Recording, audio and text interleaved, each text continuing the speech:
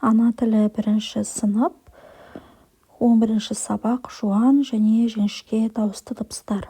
Бірінші жаттығу: өлеңді мәнерлеп оқы, жаттап ал. Әже, мейірімі жібектей, күндей ыстық құшағы, ет жүрегі елжіреп, құлыным деп құшады. Жан жуытпай маңына, ас сақтайды кәрі әжем. Бес ап келсем алдында, биік дейді дәрежем. Өлеңнің авторы Сырбай Мәуленов. Әженің құшағын неліктен күнге теңеген? Себебі әженің құшағы немере үшін өте ыстық. Себебі әже баласынан гөрі немересін өте қатты жақсы көреді. Өлеңдегі сөздерден жіңішке дауысты дыбыстарды тап. Өлеңдегі жіңішке дауысты дыбыстар ә, е, і, ү әріптері. Бұлар жіңішке дауысты дыбыстар болып табылады. Жіңішке дауысты дыбыстар ә, е, ү, і дыбыстары.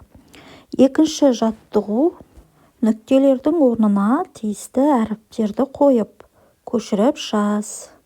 Бірінші суретте не бейнеленген? Бірінші суретте күректің суреті бейнеленген. Күрек. Екінші суретте бүркіттің суреті бейнеленген. Ал үшінші суретте көбелектің суреті бейнеленген. Сөздердің айтылуы мен жазылуын салыстыр. Күрек сөзі айтылғанда күрек деп айтылады, және де жазылғанда да күрек деп жазылады.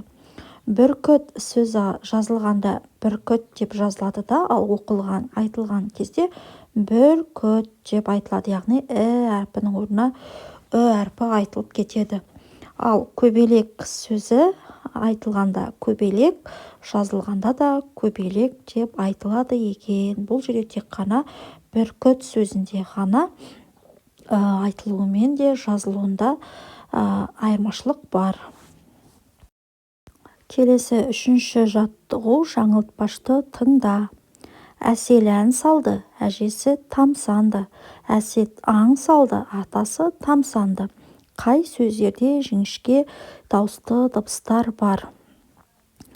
Әсел сөзінде және де ән, әжесі, әсет сөздерінде жіңішке дауысты дыбыстар бар. Себебі ә, е, і дыбыстары бұлар жіңішке дауысты дыбыстар.